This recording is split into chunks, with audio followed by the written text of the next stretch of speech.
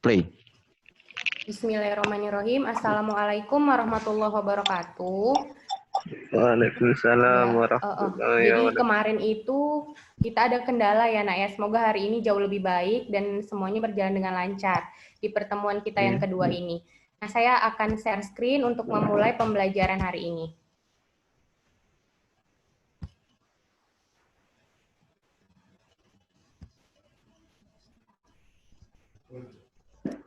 Oke, gimana suara saya jelas ya? Jelas, Bu. Jelas. Oke, jadi saya mulai aja. Kemarin itu kita bahas tentang kenaikan titik didih. Hari ini itu kita bahas tentang kenaikan titik didih. Nah, untuk indikator yang harus dicapai di pembelajaran ini yang pertama adalah siswa dapat menjelaskan konsep kenaikan titik didih larutan,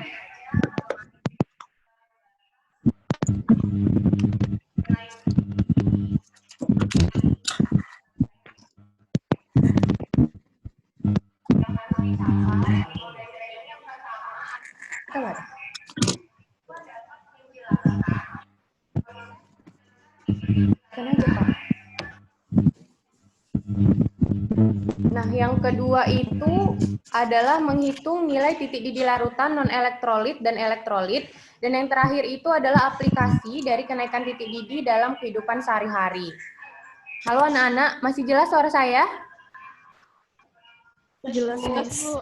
Oke. Masih, Bu. Nah, jadi sebelumnya kemarin saya janji untuk mengupas tuntas apa sih perbedaan antara menguap dan mendidih itu. Nah, yang pertama, jadi menguap itu adalah perubahan zat cair menjadi gas, namun tidak sampai ke titik didihnya begitu. Sedangkan untuk mendidih itu naiknya atau pecahnya uap air di permukaan air. Artinya di situ apa? Apa yang naik? Ada gelembung. Jadi indikator mendidih itu ada gelembung yang naik. Kemudian kalau menguap itu hanya terjadi pada permukaan air saja. Sedangkan mendidih itu terjadi di atas permukaan, di tengah dan di bawah. Artinya apa? Terjadi pendidihan itu di seluruh bagian air. Kemudian kalau menguap, itu terjadi pada suhu berapapun, artinya tidak ada suhu optimumnya untuk terjadi penguapan. Sedangkan untuk mendidih, itu harus terjadi pada suhu titik didihnya. Contohnya air. Air mendidih pada 100 derajat Celcius, sehingga kita harus mendidihkannya sampai ke suhu titik didih itu, atau suhu optimumnya. Kalian bisa nggak memberikan contoh penerapan menguap dan mendidih di kehidupan kita? Ayo, siapa yang bisa kasih contoh? Menguap itu prosesnya bagaimana dan mendidih itu bagaimana di kehidupan sehari-hari? Silakan. Saya, Bu. Iya, silakan. Jadi mendidih dan menguap itu bisa di dalam satu kejadian gitu, Bu. Contohnya itu ketika memanaskan air, Bu. Oke. Terus ketika air mencapai titik didih, dia akan mendidih, dan ketika melebihi titik didih, dia akan menguap, Bu. Oke, berarti menguap itu terjadi setelah mendidih. Gitu ya, Nak ya? Iya, Bu. Oke. Mungkin, ya. Oke. Taufik ya? Taufikur Rahman ya? Iya, Bu. Oke, ada yang perlu diklarifikasi sedikit. Jadi mendidih itu, Nak, mencapai suhu titik didih. Artinya apa? Menguap tidak mencapai proses pendidihan. Tapi mendidih pasti mengalami proses penguapan. Kamu kebalik ya, Nak ya? Oh, iya, Bu. Jadi sebelum proses mendidih itu udah terjadi penguapan terlebih dahulu. Sedangkan yang namanya menguap tidak mencapai pendidihan. Paham ya? Oke, kita lanjutkan. Nah, untuk kenaikan titik didih, ini rumusnya untuk zat non-elektrolit. Jadi rumusnya itu M dikali dengan KB. Delta di sini menyatakan penurunan kenaikan titik didih. Maaf, saya ulangi. Delta TB itu menyatakan kenaikan titik didih, di mana B itu adalah boil ya, artinya adalah mendidih. Rumusnya adalah M dikali KB. Nah, di sini TB adalah titik didih larutan, kemudian TB0 itu adalah titik didih pelarut murni. Saya tanya, Kalau air murni itu mendidih pada suhu berapa, Nak? 100 derajat Celcius. Oke.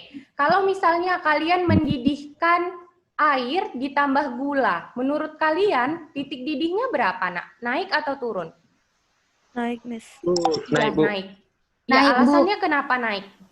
Karena ada pelarutnya, Miss. Karena ada zat Pelarut? pelarutnya, Miss. Terlarut, Oke. Miss. Benar. Ada zat Karena telur di dalamnya. Oke, benar. Jadi akibat penambahan zat terlarut meningkatkan titik didih dari larutan. Sehingga di sini delta TB menyatakan kenaikan titik didih. Paham ya, Nak ya? M di sini adalah molaritas atau molalitas? Ayo, M itu molaritas atau molalitas? Molalitas, Nak? Bu. Molalitas, Miss. Molaritas ya. Oke, bagus. Dan KB di sini adalah tetapan titik didih ya. Kalau air KB-nya itu sudah ditetapkan, KB-nya itu 0,52. Ya, untuk pelarut lain itu KB-nya berbeda ya, Nak ya. Jangan salah.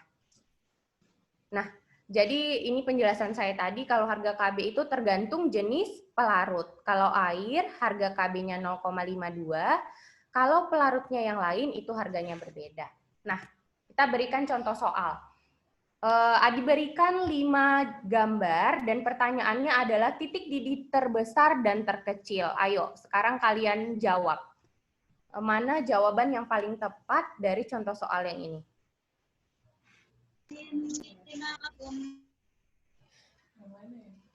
Ya? Yang mana, Nak? Titik didih terbesar yang mana ya, Nak ya? Oke, jadi titik Nomor- didih terbesar pasti yang mengandung zat terlarut paling banyak. banyak, benar. Maka jawabannya itu adalah 4. Sedangkan titik didih terkecil pasti yang mengandung pelarut paling sedikit. Jawabannya adalah gambar nomor 5. Oke, maka opsi yang tepat adalah dodol. Easy ya. Sangat gampang. Oke, ini penjelasannya seperti yang kita bahas tadi. Nah, tadi saya bilang rumus untuk yang pertama itu adalah untuk jenis larutan non-elektrolit. Nah, ini adalah untuk larutan elektrolit. Apa sih yang membedakan antara larutan non-elektrolit dengan larutan elektrolit? Sepertinya kalau kalian sudah membuka kemarin YouTube yang di-share, itu udah ada jawabannya. Ayo, saya mau cek dulu. Apa sih yang membedakan antara larutan elektrolit dan non-elektrolit? Ayo berikan jawabannya, Nak. Saya, Miss. Iya, silakan. Jadi kalau larutan elektrolit itu dia punya derajat ionisasi, sedangkan larutan Oke. non-elektrolit itu nggak ada, Miss. Oke, benar. Benar sekali. Tepat ya, Nak ya. Jadi larutan elektrolit itu kita bubuhkan yang namanya derajat ionisasi atau bisa kalian lihat di sini itu adalah I kecil. Sedangkan non-elektrolit tidak. Karena apa? Kita lihat. Nah, jadi rumusnya bedanya hanya di I aja ya, Nak ya. Nah, apa itu faktor Van Hoff? Nah, ini rumusnya. Jadi faktor Van Hoff atau harga I itu rumusnya adalah 1 ditambah N kurang 1 dikali dengan alfa. Alfa itu apa? Derajat ionisasi. Kelas 1 kalian sudah belajar derajat ionisasi itu apa. Dan N itu adalah banyaknya ion yang terbentuk. Saya ulangin sedikit. Nah, elektrolit kuat. Elektrolit kuat, harga derajat ionisasinya itu mendekati 1. Artinya, kalau kita plot ke dalam rumus yang tadi, kalau alfanya sama dengan 1, maka harga I akan sama dengan harga N. Benar ya, Nak? Benar ya? Harga I akan sama dengan harga N. N itu apa? Jumlah ion yang dihasilkan. Jumlah ion yang dihasilkan, kalian dapatkan dari yang namanya proses ionisasi. Nah, ini adalah reaksi ionisasi.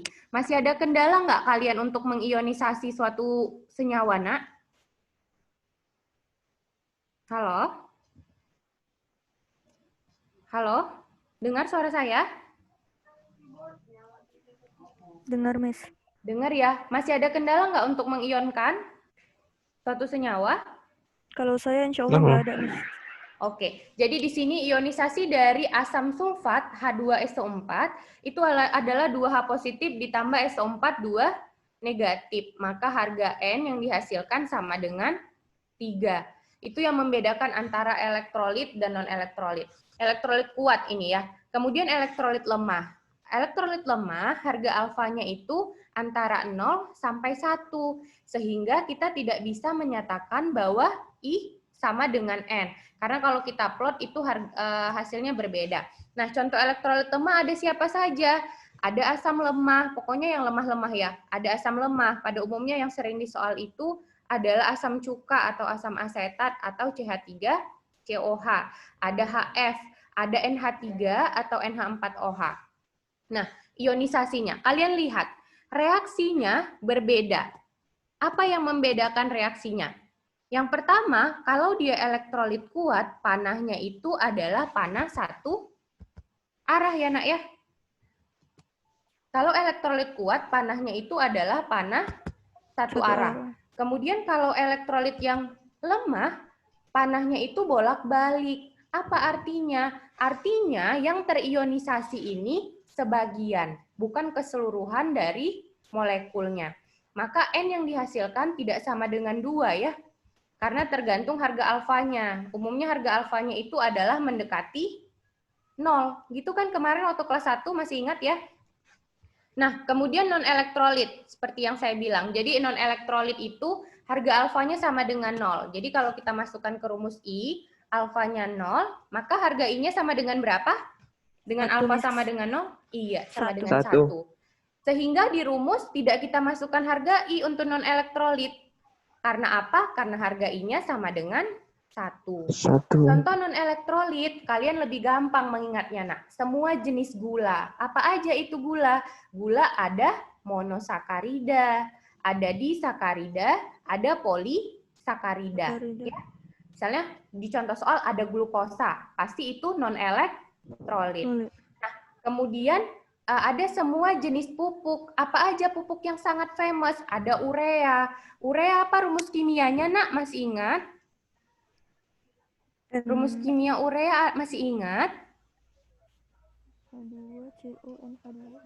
CONH2 dua kali. Oke, pintar. Nah, semua jenis pupuk nanti dibilangnya NPK, urea itu semuanya non-elektrolit. Kemudian alkohol, alkohol juga non-elektrolit. Alkohol apa aja tuh? Kelas 2 udah belajar ya? Belum ya? Itu kelas 3. Alkohol ada etanol, butanol, itu adalah non-elektrolit. Bisa ya nak ya untuk perbedaan antara elektrolit kuat, lemah, dan non-elektrolit ya. Oke, kita lanjutkan ke contoh soal. Nah, ini contoh soal yang kedua. Katanya larutan yang mengandung 7,1 gram Na2XO4 katanya dalam 200 gram air. KB-nya pasti karena pelarutnya adalah air, mendidih pada suhu. Bila larutan tersebut terionisasi 90%, maka ARX adalah. Nah, Miss mau tanya dulu. Katanya terionisasi 90%. Menurut kalian itu elektrolit kuat, lemah, atau non-elektrolit? Elektrolit apa, nak? Nah, jadi ini termasuk ke dalam elektrolit kuat ya. Kenapa elektrolit kuat? Karena kan ini 90%. Kalau kita ubah ke bentuk biasa, 90/100 itu mendekati 1. Jawabannya adalah 0,09.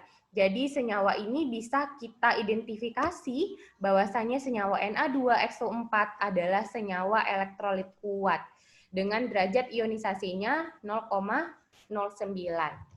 Nah, pertama yang kita lakukan pasti mengionisasi. Ionisasinya ini dihasilkanlah harga N sebesar 3.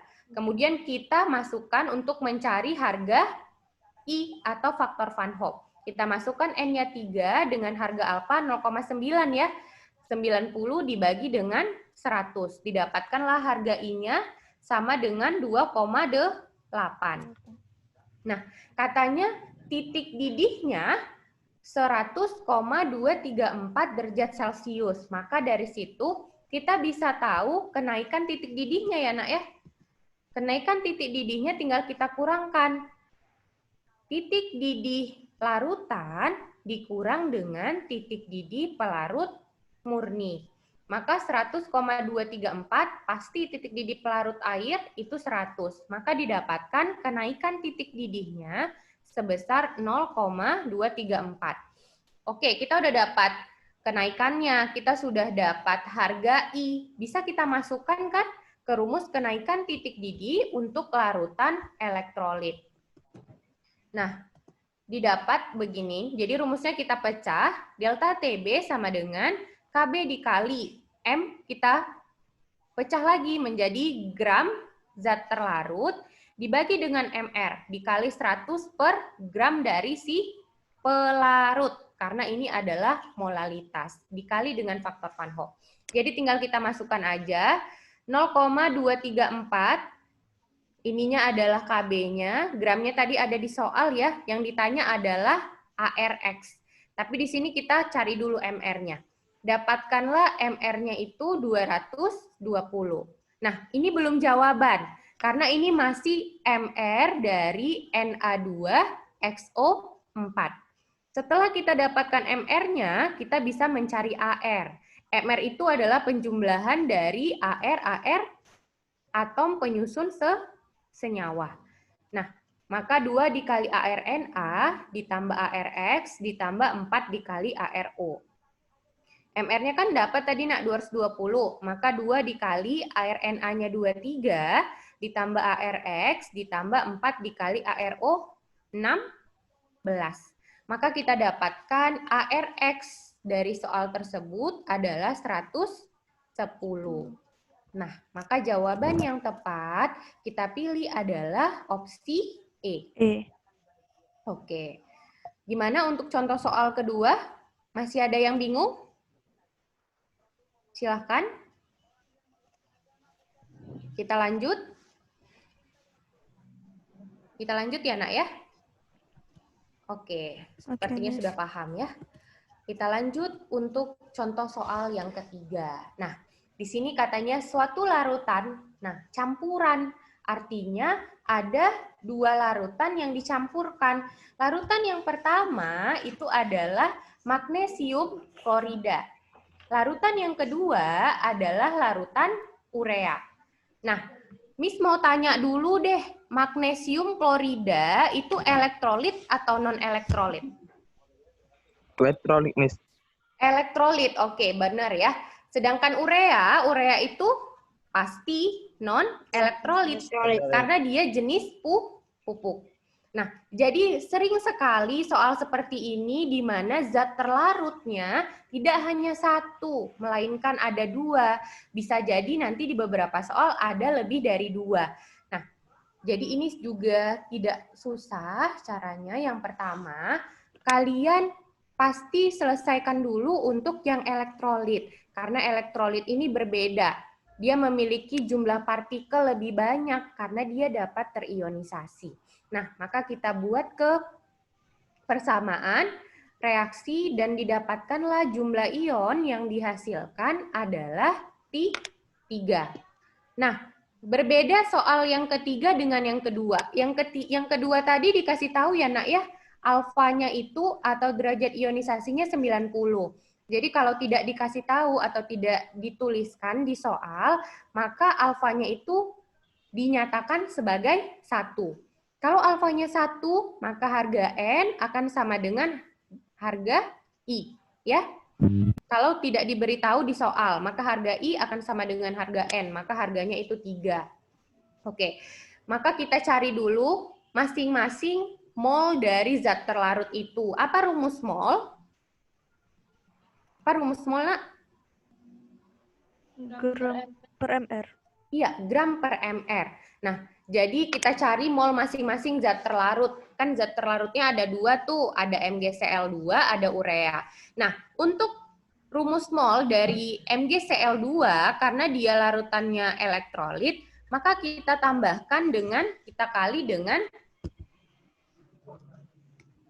dengan yang namanya N. Jumlah ion. Atau jumlah ionnya. Maka gramnya segini dikali dengan 3, molnya 0,75. Ya, karena dia elektrolit. Sedangkan urea, karena dia sama dengan 1, tetap ya, Nak ya, tinggal gram per mR. Kemudian kalian jumlahkan mol totalnya. Mol totalnya mol MgCl2 ditambah dengan mol urea sama dengan 1,25. Jadi step yang pertama itu kalian jumlahkan dulu mol totalnya ketika zat terlarutnya lebih dari 1. Oke. Setelah itu, kalian bisa masukkan ke dalam rumus. Nah, rumusnya sama, tinggal kalian ganti di sini N-nya, molnya itu menjadi mol total. Kan penjabaran dari molalitas adalah mol dikali 1000 per gram pelarut. Maka KB-nya sama, 0,52, dikali mol totalnya yang tadi kita selesaikan, 1,25, dikali 1000 per 500 gram. Dapatlah kenaikan titik didihnya sebesar 1,3 derajat Celcius. Nah, maka berapa titik didihnya? Tinggal kalian tambahkan dengan titik didih air murni. Jawaban yang tepat kalian pilih adalah jawaban dodol ya. Nah, inilah contoh soal yang ketiga. Gimana untuk soal yang ketiga? Ada kendala? Silakan. Untuk soal yang ketiga, aman ya nak ya? Aman, Mem. Aman, Miss. Oke. Sebenarnya ini udah lewat ya kita ya. Kita udah pertemuan keempat untuk di BDR. Makanya kalian sudah famous dengan apa yang saya jelaskan. Nah, kemudian pasti setiap ilmu pasti ada penerapannya di kehidupan sehari-hari. Nah, saya mau cek dulu deh. Kalau kalian sudah mengerjakan tugas psikologinya, pasti kalian tahu apa sih penerapan kenaikan titik didih di kehidupan kita sehari-hari. Ayo, siapa yang mau berikan pendapat? Silakan. Yo, siapa?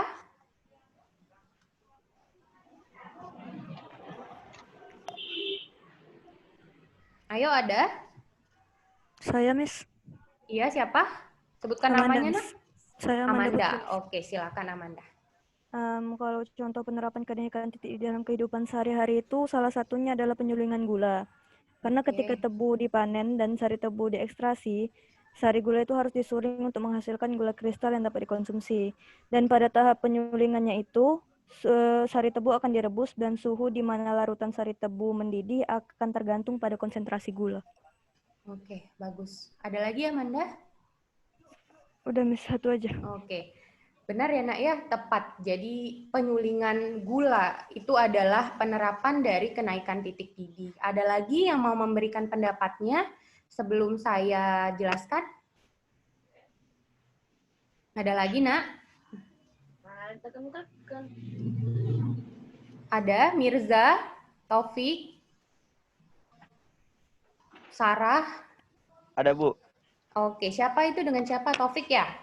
Iya, Bu. Taufikur Rahman. Oke, silahkan. Yang itu kayak penambahan cairan di radiator mobil, Bu. Oke, penambahan cairan di radiator mobil. Nah, sebenarnya kalau penambahan cairan di radiator mobil itu ada dua penerapan sekaligus. Yang pertama, penerapan penurunan titik beku.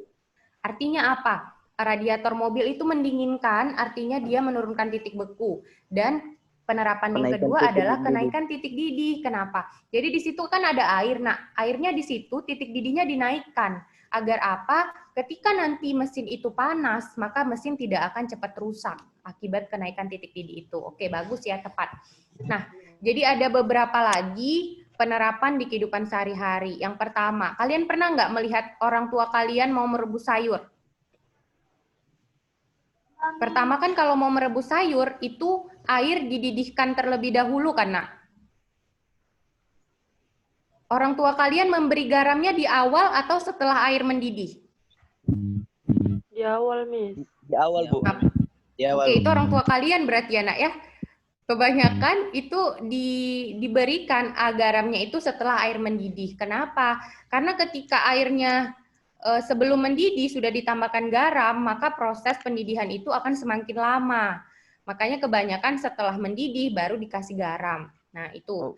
Kemudian penerapan yang berikutnya. Kalian masih ingat nggak pelajaran kelas 2 tentang pemisahan minyak bumi? Masih ingat? Masih, Bu. Oke, menggunakan prinsip apa tuh pemisahan minyak bumi? Kalau masih ingat. Apa nama proses pemisahannya? Yang jelas Destilasi. dipanaskan itu, Bu. Oke, Destilasi. iya nama prosesnya destilasi. Ya, destilasi. Destilasi. Oke, tepat. Yang lebih tepat namanya destilasi fraksionasi atau destilasi bertingkat. Nah, melalui destilasi bertingkat artinya di situ ada pemanasan. Setelah dipanaskan, terjadilah fraksi-fraksi minyak bumi. Masih ingat fraksi yang pertama apa? Oke, jadi fraksi yang pertama kalian akan ketemu gasolen, artinya ada LPG dan ada LNG. Nah, itu adalah penerapan yang paling sering kita lihat di kehidupan sehari-hari. Itu adalah destilasi untuk memurnikan minyak bumi. Nah, sampai di sini ya penerapan titik didih ada banyak tadi, ada penyulingan gula, kemudian ada radiator mobil, kemudian ada pemanasan air ketika memasak, kemudian ada pemurnian dari minyak bumi. Itulah penerapan dari kenaikan titik didih. Nah, jadi nanti kita bertemu lagi, kalian bisa bertanya dan diskusi lagi lebih jauh melalui psikologi atau WhatsApp. Nah, terima kasih untuk pertemuan hari ini dan saya akhiri dengan Assalamualaikum warahmatullahi wabarakatuh. Waalaikumsalam warahmatullahi wabarakatuh. Assalamualaikum warahmatullahi wabarakatuh.